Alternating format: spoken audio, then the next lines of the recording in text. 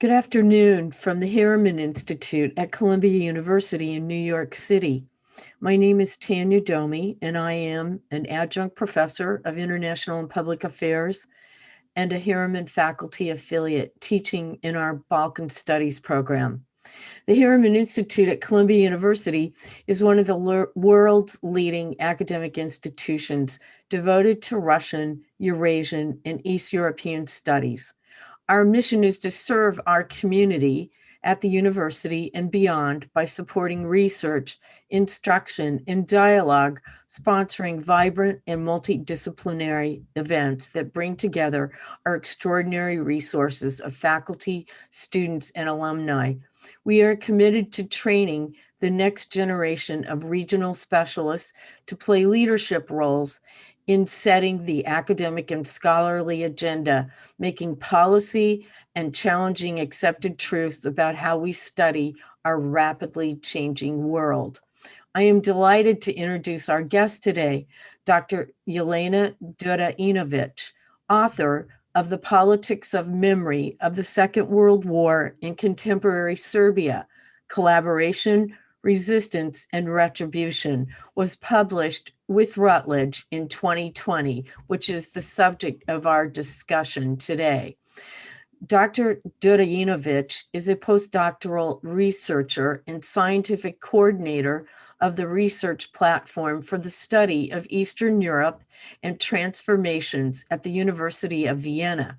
She holds a PhD in history from Justus Liebig University in Gießen, Germany, where she taught in Eastern European history.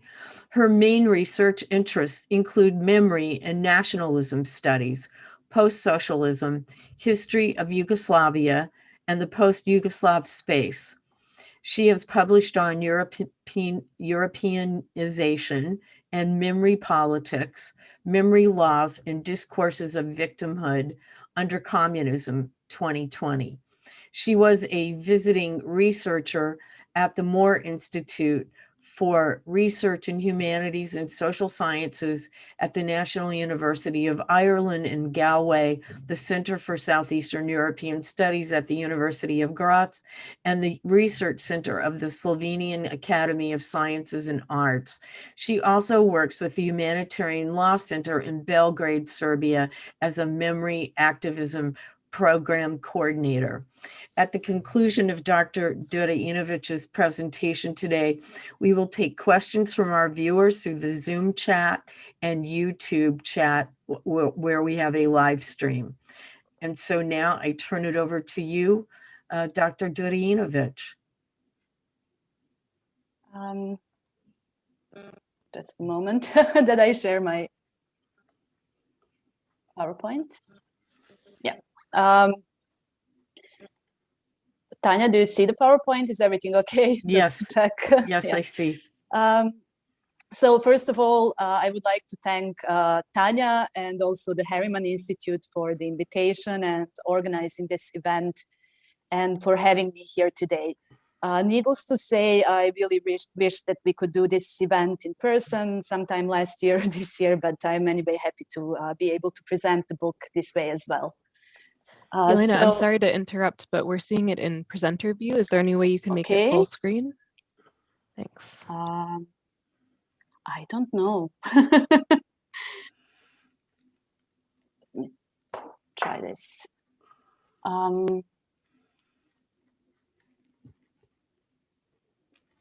Is it okay now? Yeah, that's good. Yeah, it was my other screen. Sorry for this. So let's start on May 14th, 2015. 9 years after the request was filed to the court in Belgrade, Dragoljub Draža Mihajlović was rehabilitated. He was, just to explain a bit the background very shortly, he was the leader of the royalist Yugoslav army in the homeland, more commonly known as the Chetniks during the Second World War in Yugoslavia. The Chetniks had the support of the Allies until 1943, but they also engaged in collaboration and atrocities against civilians at the same time. So initially and nominally a resistance movement, they dedicated most of their efforts actually to fighting communist-led partisans already from autumn 1941. They were eventually abandoned by the Allies, defeated by the partisans, and they were considered war criminals and collaborators in socialist Yugoslavia. So Dragoljub Mihajlović was sentenced to death at a public trial in 1946, and he was executed. And the court decision in 2015 annulled this indictment and conviction, declaring them both politically motivated. This rehabilitation process did not lead to some sort of compensation for his descendants, and it did not really resonate in the public sphere in culture of remembrance in some kind of format as a memorial or through establishment or of some kind of official holiday. But this process is nevertheless very significant because it brought the image of Mihajlović as an innocent victim of communism to the forefront of the public and media discourses, and it also made this image of him as a victim official.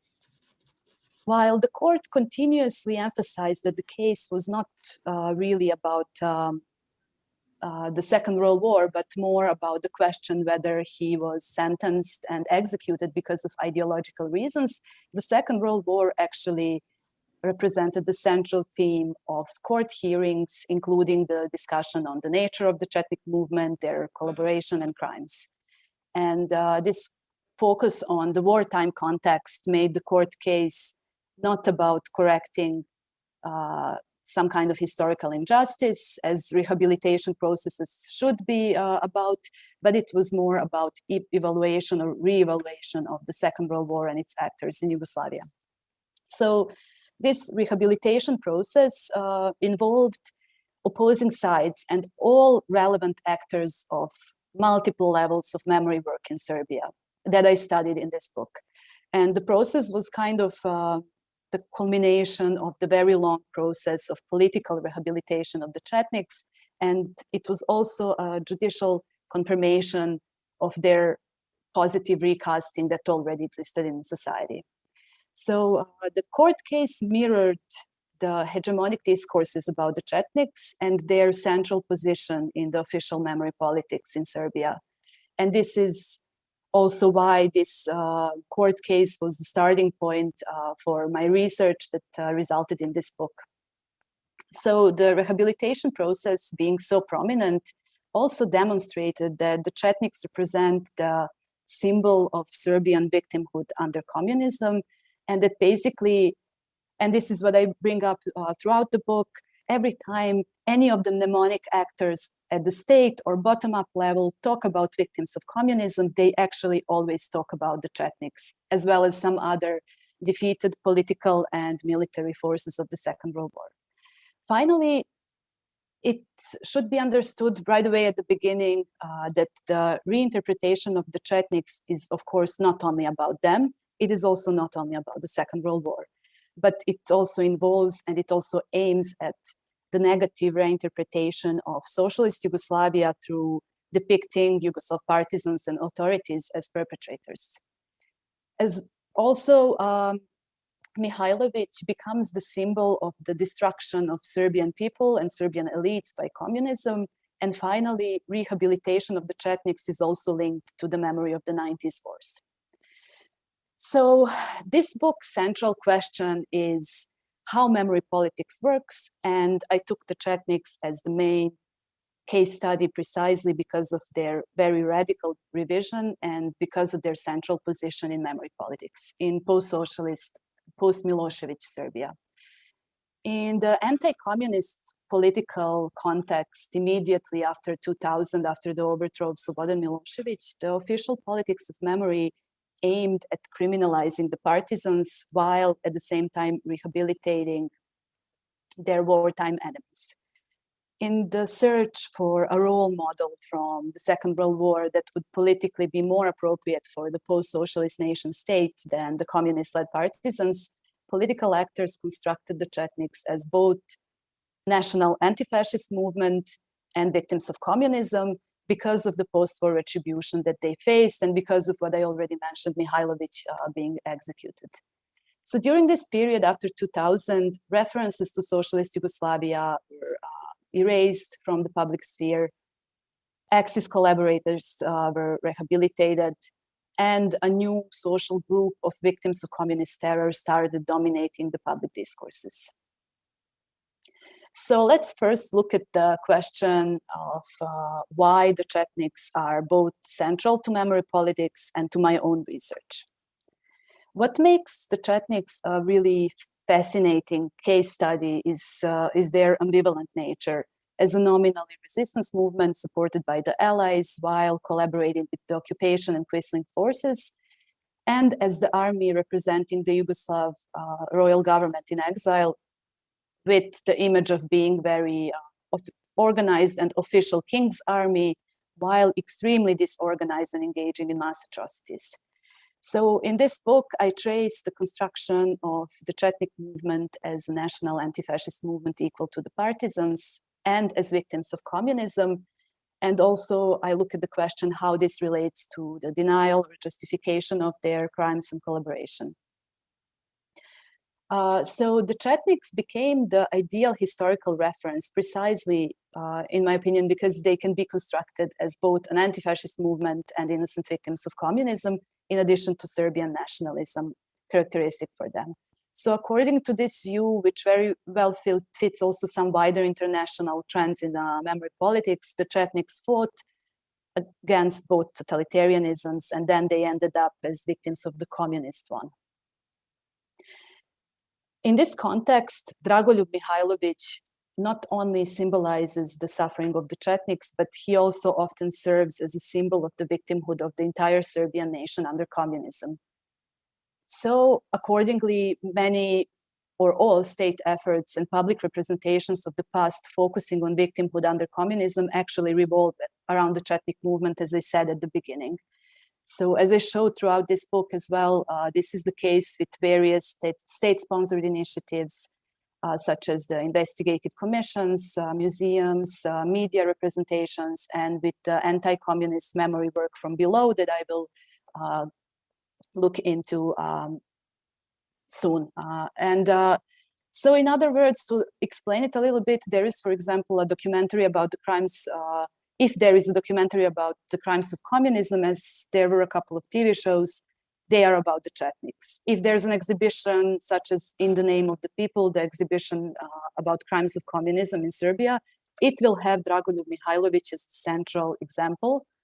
And the plaintiffs, for example, in his rehabilitation case, were various Chetnik and victims of communism associations.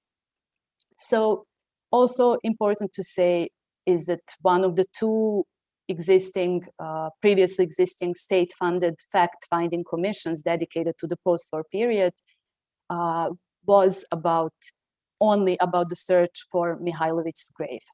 So finally, I think this book makes a really significant contribution in showing that the image of the Chetniks is not homogeneous, as it is often perceived, and it shows also that they are as diverse as the actors who promote it, and that they link their interpretation of the Chetniks with various other events and positionalities towards, for example, the 90s wars or relations with Russia or EU accession and so on, going from the Chetniks as Yugoslav Democrats admiring Western democracies to the celebration of their plan for ethnically homogeneous Serbia. So there we have very diverse memory community that celebrates the Chetniks. So I think this argument also challenges the very dominant stereotype about their rehabilitation being very one-dimensional and simple. So to say it in a more simple way, kind of each actor that claims some kind of continuity with the Chetniks or who was a proponent of their rehabilitation has their own version of Draža. So at the same time, which is another important argument, is that the hegemony of historical revisionism after 2000 would not be possible without the anti-communist consensus of the political elites And this is, as I said, another important contribution of this book. So the Chetnik reevaluation is not a project of some right-wing groups and parties marginal in the society, as Chetnik followers are often simplified. The Serbian renewal movement, the Serbian Radical Party, the black-clad uniformed members of the Ravna Gora movement did not politically and legally rehabilitate the Chetniks on their own. And this is where I would really like to underline that the Chetniks are central to Serbia's state-sponsored memory politics after Milosevic. If we look at the Democratic Party and the parties affiliated with it, they either started or strongly supported most initiatives since 2000 as well. So this consensus is, for example, very evident in the clear majority voting in favor of legislation that regulates historical interpretation and the marginal criticism and opposition in state institutions. So researching these issues for this book, I used a twofold approach, a combination of historical perspective looking at the development of these issues and also investigation of the contemporary context, which looks at multiple levels of memory work. The historical or diachronic approach is about, of course, logically historicizing the process of the unmaking of the partisan myth and making of the Chetnik myth. Basically, the question is how we got to the court rehabilitation of Mihailović in 2015. And of course, the positive image of the Chetniks is not something that started in 2000, but it is the epilogue of decades-long efforts that were taking place at various levels in society. And these efforts are driven primarily by anti-communism, but also, of course, Serbian nationalism. So this book historicizes contemporary communism, anti-communism in Serbia back to the late 80s and early 90s, showing that this was basically the only common denominator in all opposition parties that emerged, in addition to their common goal of getting rid of Milosevic. After they came to power in 2000, anti-communism and the erasing of the legacies of Yugoslav state socialism became the state policy, which was evident in many other spheres beyond memory politics, including economy, education, and healthcare. And this is something that's still taking place.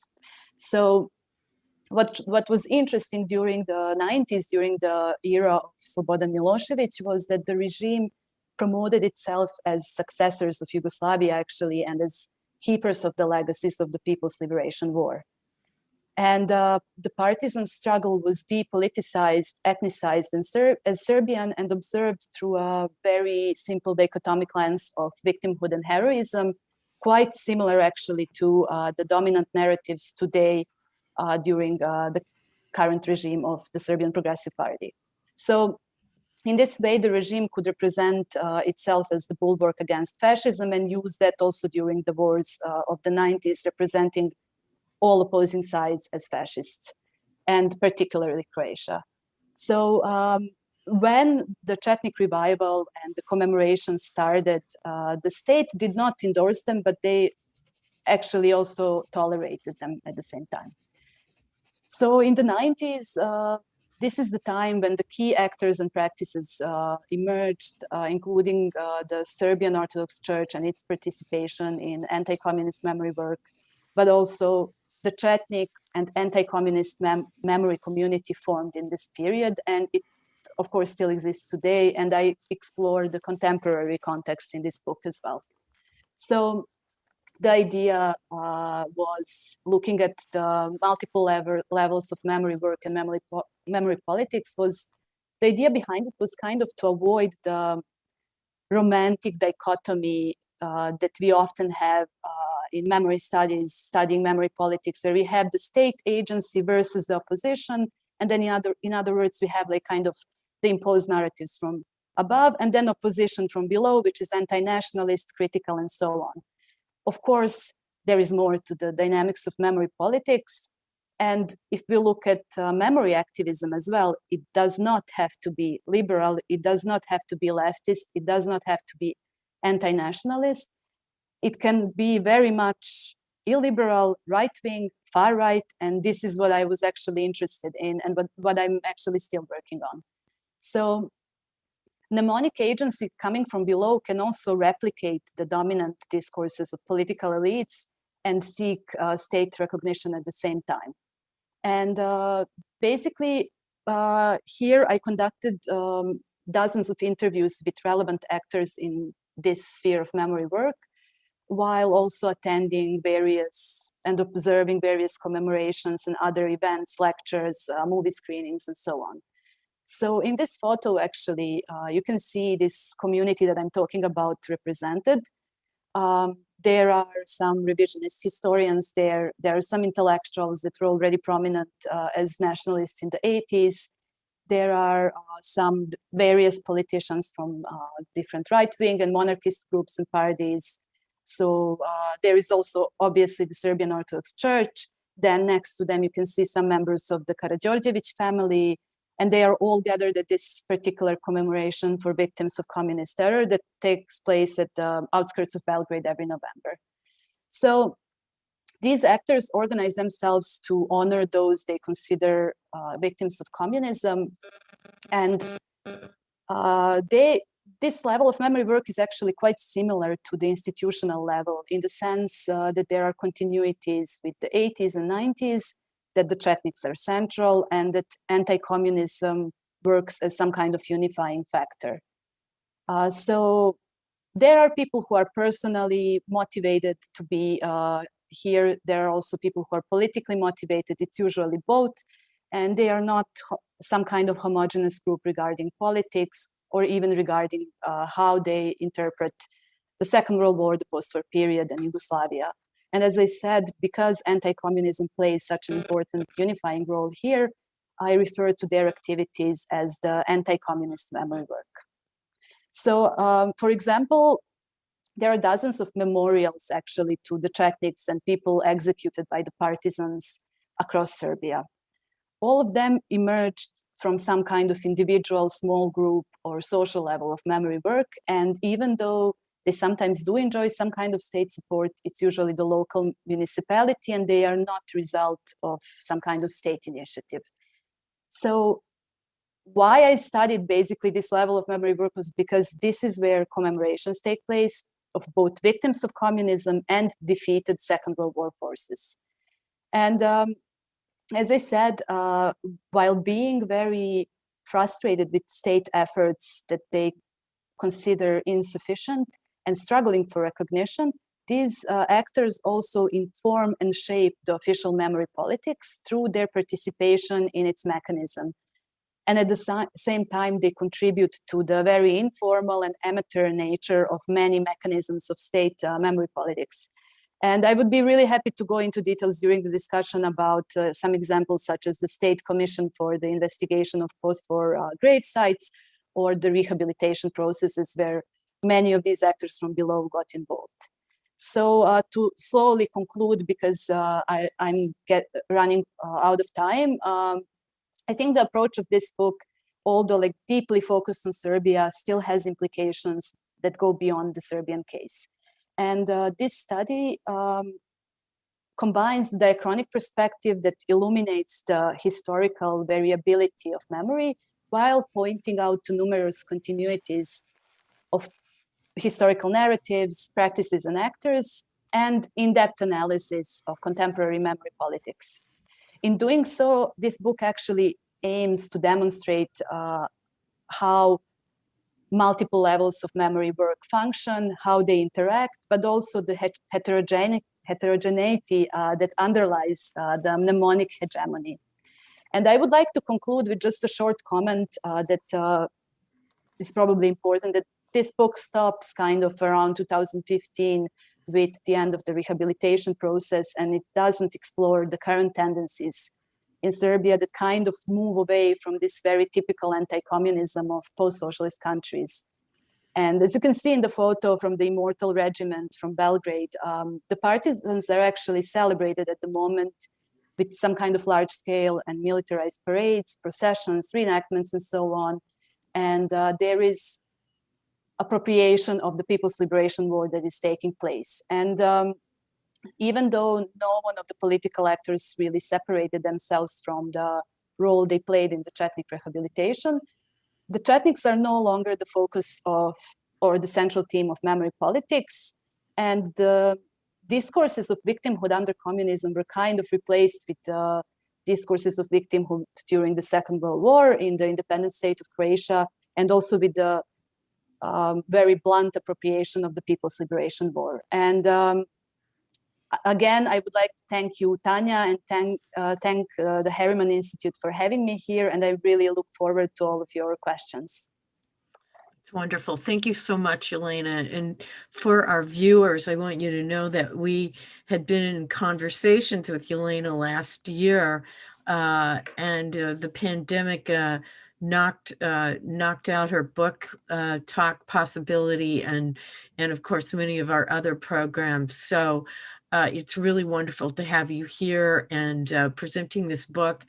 I also want our audience to know, of those of you at Harriman at Columbia, that Jelena's book is in Butler, in the stacks in Butler, and it's available for people to read. And if you're a Balkanist, you should absolutely read it. If you're East Central Europeanist, you should read it as well.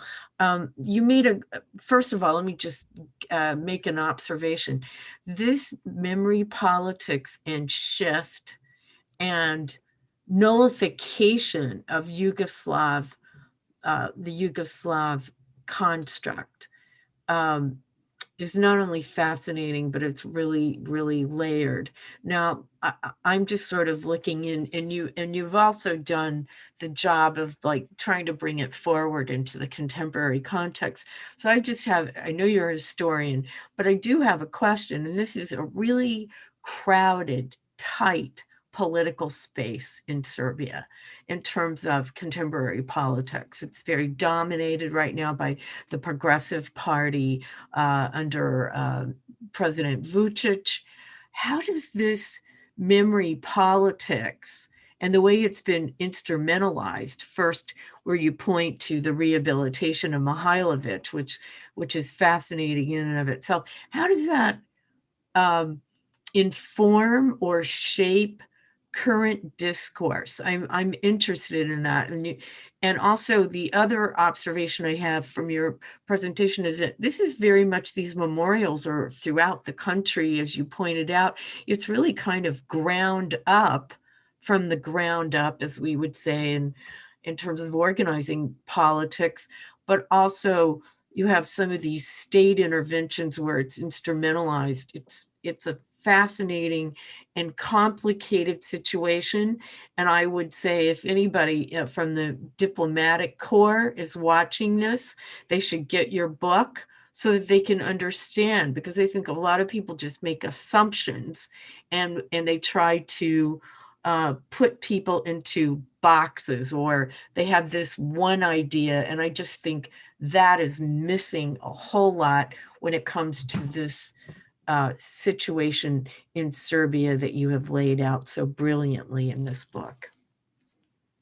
Thank you. I think if we look at the current discourses in Serbia, it is really difficult to imagine that the research for my book was done only a couple of years ago, and that the time I'm talking about in the book is until, 5 years ago. What is going on in Serbia at the moment regarding the official memory politics, and I must say very successful official memory politics as well, is that there is, as I said, the appropriation of the partisans. And when it comes to the Second World War, it is the partisans that are being celebrated, and it is the victimhood of the Serbian people in the independent state of Croatia that are being commemorated. And there are many, there is, at the moment, there is the controversy about the movie, about Jasenovac, for example. There are state-sponsored military parades celebrating the victory against fascism.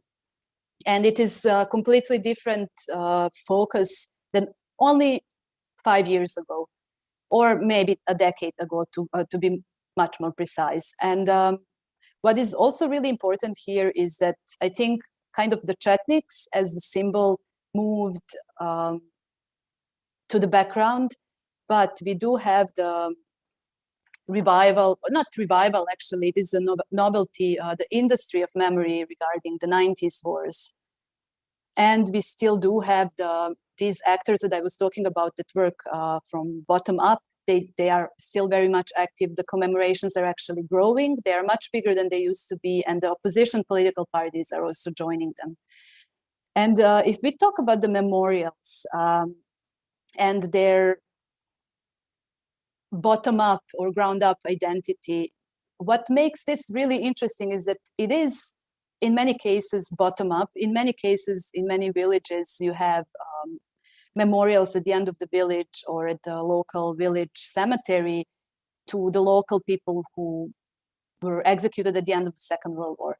And it is often the families that start the initiative for this. However, these are at the same time the hegemonic narratives of the first decade after the fall of Milosevic, and this is what makes it really interesting. And of course, when calling them bottom-up, we have to also have in mind that we have many powerful actors that are involved there, including the Serbian Orthodox Church, which is involved even when there is a small memorial, as I said, at the end of the village somewhere, dedicated to 3 people from the village who were killed, and the memorial is just financed and erected by a member of family. The Serbian Orthodox Church comes and organizes a memorial service there and blesses kind of the memorial. And very often it is someone from the hierarchy of the church, so not just the local village priest who is there. And then of course we have the local chapters of powerful political parties such as the Serbian Renewal Movement, which was a big opposition party in the 90s and also very powerful after 2000. Their local chapters are also involved, and this is where the political economy of memorials also come into play, how these memorials are being built and who pays them. And this is where also the political emigration, Chetnik political immigration also comes into play, and various actors in Serbia who are doing fundraising abroad to finance their various memory projects, including movies about the Chetniks. Tanya, you're muted. Sorry. Sorry, thank you. We have a question. You just touched on the role of the Serbian Orthodox Church. This question is more on point about how crucial it was the influence of the Serbian Orthodox Church in the political rehabilitation of the Chetnik movement. You just touched on it. You might want to elaborate a little bit more. Well, the Serbian Orthodox Church has been a crucial actor in the anti-communist memory community since the late 80s. Some of the first commemorations that took place in 89 and 90, that was when the practice of religious memorial service established itself as the dominant commemorative practice in this community, which means that basically no commemoration goes without usually a couple of representatives of the Serbian Orthodox Church. And this is the case for all.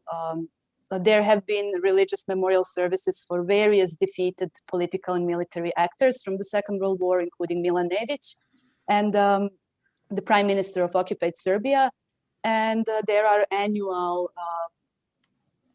various annual memorial services, one, for example, for Dragoljub Mihajlović, but that takes place in Belgrade, but also one on the 20th of October that takes place on the day of the liberation of Belgrade in 1944, which is called, they always mention it in their invitation that they are commemorating the Bloody October. So the church is a venue where commemorations take place. The church is also supporting, kind of shaping these practices, because the religious memorial service is the dominant practice. And of course, many memorials are at the church property. Because, for example, that's also the case in Republika Srpska, where some disputed Chetnik memorials are often on the church property and not the public property, because if they were on the public property, they would be then subject to some, they could be removed and voted to be removed. So I think the the Serbian Orthodox Church has really, to conclude it, kind of has been the crucial actor since the late 80s, and it regarding the venues, the practices, and everything else. We have a question from Vladana Putnik-Pricha. She asks, how did you manage to obtain some useful documents in the archives, since the topic deals with recent history? And she also has, she asked about your opinion on this exhibition, and I do not want to butcher the pronunciation. So if you look in the chat, it's U ime naroda politika represija u Serbia posle rata. It was exhibited at the Historical Museum in Serbia in 2014. I did not work with archives because I didn't look at the history of official memory politics. So for the period from 2000 on, actually, you don't need to go to archives to get these documents. I mean, you also wouldn't be able to get them from the archives. So I worked with, for example, legislation, parliament transcripts. I followed the court rehabilitation processes personally, but I also obtained transcripts. And as I said, I also conducted interviews and observed various practices, meetings, and events. But also for the period for the 90s, particularly, I was looking at the press, and I was looking at various publications by political parties, including their manifestos. Yeah, so it's contemporary history, so that makes sense that you'd be checking newspapers.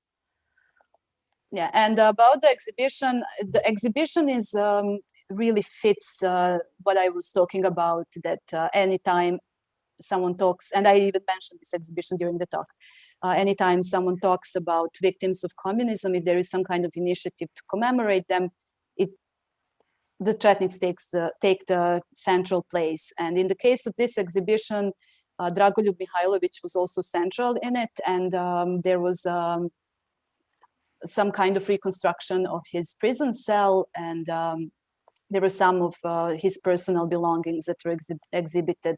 But that wasn't the only problem. There were, in addition to many inaccuracies and manipulations, such as showing the photographs from Nazi concentration camps, and then saying that something like that was also in Yugoslavia or in Goli Otok. But Jelena Subotić wrote about, there was that, but also there were other collaborators who were just there, merged with various civilians and actually innocent victims of communism who were persecuted or executed for who knows what reasons.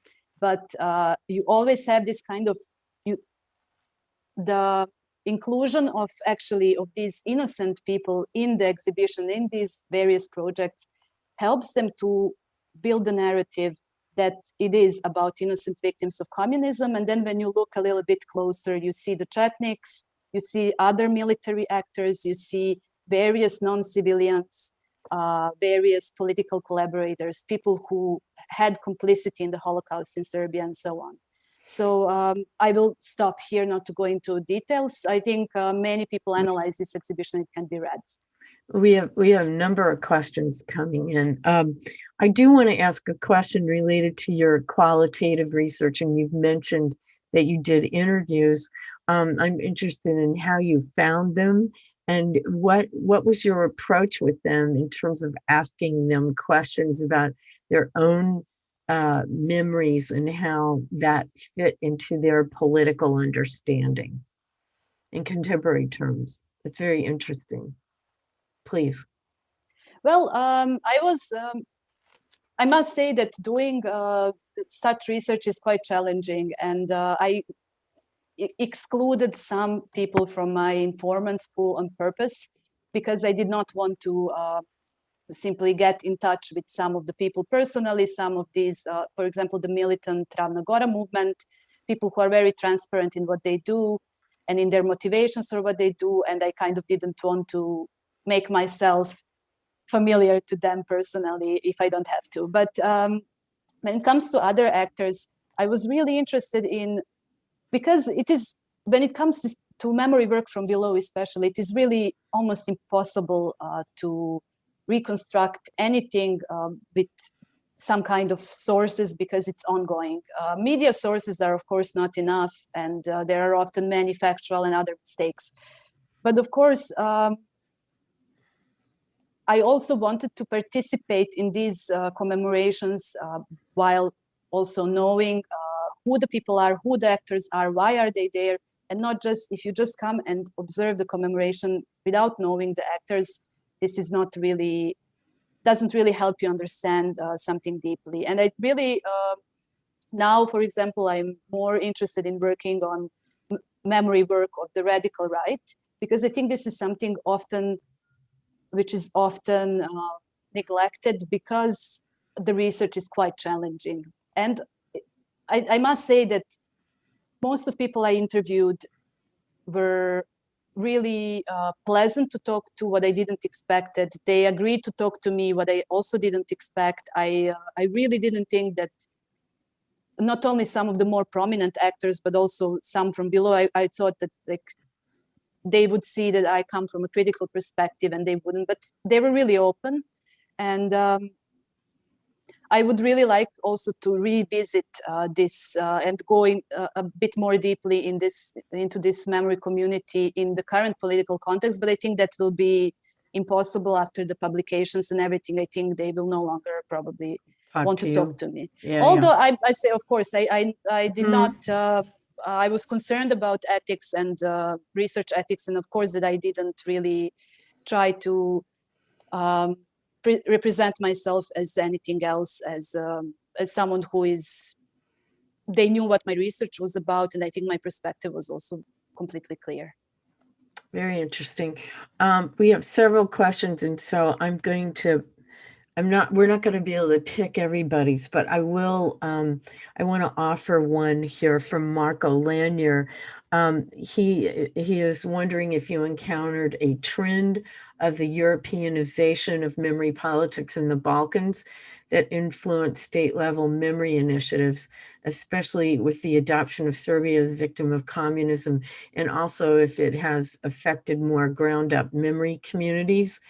And he mentions the recent submissions of films from Bosnia, which Kovadic Aida, we just screened it at Harriman. It was shortlisted for the Oscars. The Serbia submission has actually been quite controversial, and it was not selected.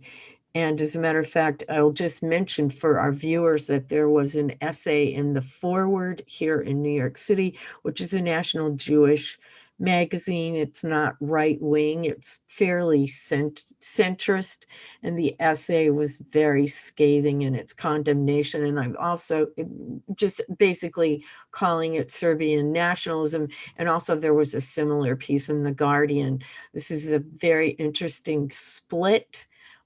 This is yours now, Jelena, your attempt to answer this question. I will stick to the topic of my book. And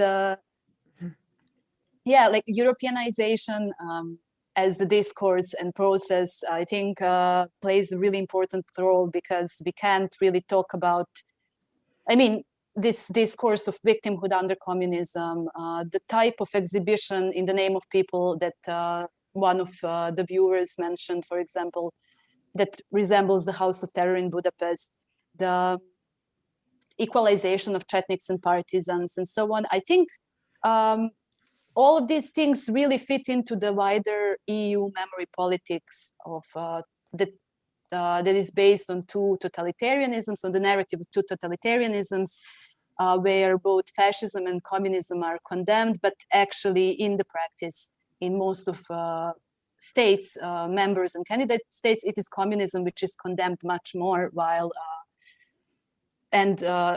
fascism is, if condemned, externalized, of course. And so like the Chetniks, as I said before, I think the one sentence that describes it perfectly is that they fought against both totalitarianisms, and then they were defeated by the communist one. And this was the narrative, and this was also very often. We have, as I said, the Chetnik memory community is not homogeneous, which means that there are some pro-EU Chetniks or Chetnik proponents or Chetnik memory actors that were, for example, demanding a monument to Dragoljub Mihailović to be built in Brussels. I mean, this initiative, of course, didn't get anywhere. It was just something that appeared in the public in Serbia. And because they see the Chetniks as this pro-Western force, and they also, to quote one member of the Serbian Renewal Party, he said that in media quite a lot and in the interview with me as well, Chetniks would be for the EU today if they existed, or they would have been for the EU if there had been an EU during the Second World War. So there is that level, but of course we have the level of current memory politics and appropriation of the Yugoslav partisans, whenever the partisans are commemorated, that fits, the narrative of the anti-fascist foundations of the EU. And this is also how many actors narrate it. Of course, then on the other hand, another level of it and how Europeanization plays out in this national context is that many people who are critical of historical revisionism of the first decade after the fall of Milosevic were appealing to the international community and to the EU actually to do something about the rehabilitation of the Chetniks, fearing that this rehabilitation could endanger Serbia's EU accession.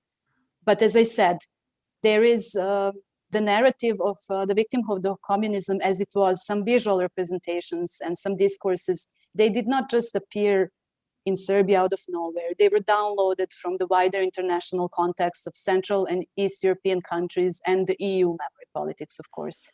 Yes, we have a question that actually connects to this. And I'm going to quote it, the use of the immortal regiment as a practice which first emerged in Russia makes me want to ask about the way in which circulations of practices from a broad shape memorial practice and tropes in Serbia. To what extent was the Chetnik rehabilitation influenced by Central European processes, East European processes, and what kind of actors use the repertoire of memory practices from Central East Europe versus Russia? And you talked about how this phenomenon has application, you believe it has application beyond Serbia. Yeah, but also Russia is, of course, very important external mnemonic agent in Serbia, but also very desired audience for the for different memory endeavors of the current government in particular, but already towards the end of the rule of the Democratic Party, they were also turning to appropriating the partisans and using this in a way to welcome the Russian representatives in Serbia. And the example for it is obviously the 2009 celebration of the liberation of Belgrade, when Medvedev visited Belgrade, and then it was the first time that the liberation of Belgrade was actually celebrated after 2000. And now there are really large-scale, pompous celebrations of the Victory Day and the Day of Liberation of Belgrade, and it is always in cooperation with various Russian actors, including the Ruski Dom, the Russian Embassy, the Russian government, and the Ministry of Foreign Affairs, the Ministry of Defense of Russia, and Ministry of Defense of Serbia, which is another important level, because all of these commemorations are also very militarized and also are used to showcase the military strength of both countries and their cooperation. So yes, I think we have these various international influences, and the EU does play a role, but I think at the moment, if we talk about the Second World War, it is Russia and these joint commemorations that are particularly interesting. They're very dominant. Yes. Another comment, this is an interesting one as well. The questioner wants to ask you to say a few words about how younger generations born 2000, after 2000, relate to Chetniks and the partisans. And also, are there any milieu-specific difference? I don't exactly know what that means, but I will say this, it is interesting to see in many of your pictures that there are a lot of young people engaged in these activities. And can you talk about how that actually has been adopted by a much younger generation? Well, I didn't really study the youth, I must say. So Okay. anything I say can be just my own opinion, not based on research. Okay. Okay, fair enough. That's fair. Question about how do you see the rehabilitation process as emboldening modern Chetnik groups, which have become increasingly militant in recent years? You've already touched on that a little bit, but is there anything you would want to add? During the rehabilitation process, this particular Ravna Gora movement, Ravnogorski pokret, became prominent and started really growing in Serbia. And the photos that I had from in front of the court, that's actually that particular group. And some of their members were also fighting in Ukraine. They were in Crimea. They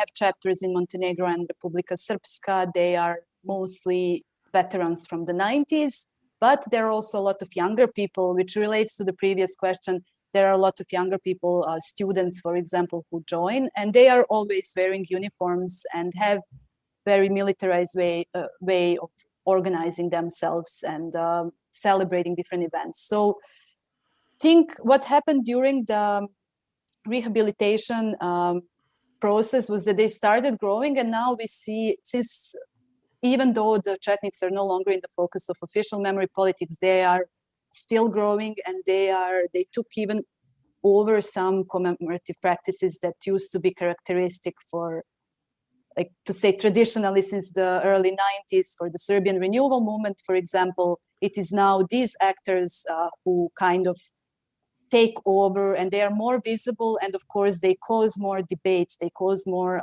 controversies, such as in Bosnia and Herzegovina, where they gather to commemorate the death of Mihailović every year, where they march around Srebrenica and so on. So this is like, if we talk about these groups, this is really not only multi-layered in the sense of them being, whether they are bottom up and so on, but also their own layering of history that takes place.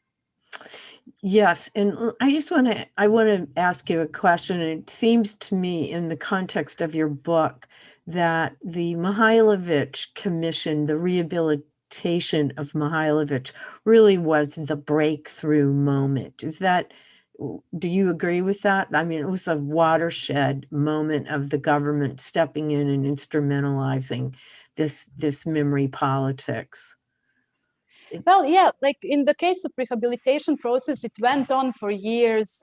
People were talking about the Second World War. Various historians were testifying and so on, until the advisor of Tomislav Nikolić, who was then president of Serbia, Oliver Antić, until he got involved as the lawyer. And like in the transcripts, you can really see this change where he came to bring the process to the end. And he basically excluded all irrelevant aspects of the rehabilitation process, of the discussions there. He just said, this is not about the Second World War. This is not about the nature of the Chetnik movement or the nature of the partisan movement. This is about the trial. And he really brought the process to that level. And this is also how Mihailović was rehabilitated very quickly after he got involved. The commission, Yes, I'm sorry, go ahead. The commission is something else that was just an embarrassing failure of a group of people affiliated with the government and with the Ministry of Justice, who decided to together with some professional historians and various actors, to play a bit of forensic anthropology. And this was just like really, I will just say it shortly, they thought that they found Mihajlović in Belgrade. And before doing the forensic analysis, they announced already that it is human bones, that it is victims of the partisans and the most prominent people of Serbian society, and most probably also Mihajlović. And then it turned out that those bones were not human. And this is where that story ended. Oh, yes. Yeah, I recall that now. Okay, well, we have one last question. Boy, this is a big bite, I have to say. It's a big one. I do agree that, this is from the questioner, I do agree that anti-communism and the view of Chetniks as anti-fascists are dominant in post-Milosevic Serbia, but I am wondering, how deep did the state authorities go in the revision of history? We often see that in some museums, Chetniks are simply added among the People's Liberation Forces without deeper explanation, that the law on equalizing Chetniks and partisans do not fully recognize Chetniks' rights as World War II fighters, as well as the lack of official state monuments to the victims of communism, and the fact that 2 fact-finding commissions seriously lacked institutional and financial support from the state. We have approximately 3 minutes left. I mean, this is one of the most important arguments of my book, that actually many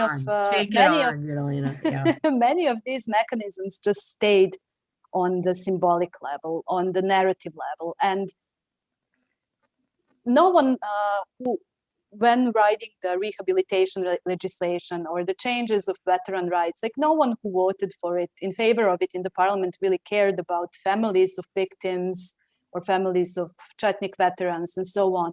It was more about this discursive level of having these laws as more, which is why I kind of call them memory laws that were not intended to be memory laws, because in practice, many people, thousands of people have been rehabilitated. I'm not sure how much it changed their lives or lives of their families. And there hasn't been any effort by the Serbian government to compensate victims' families, has there been, in terms of money? There is restitution. There is some restitution. Yes. Okay.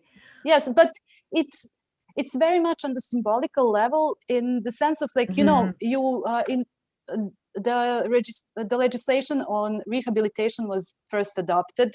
Then like everyone could get rehabilitated and ask for money. Then they decided to change the law, and then they limited the law. So since 2016, it is no longer possible to file a request. And many of the requests were as well rejected. So it stayed really kind of, especially these people I talked to who work from below, this is why they are frustrated and they seek recognition. And this is why they also wanted to participate in all these mechanisms, because they expected something in return and they didn't get anything. And they are also really frustrated. And of course, their explanation of it is slightly different than mine would be, because they claim that the legacies of communism are still much present in Serbian politics, which is why it is not possible to receive restitution.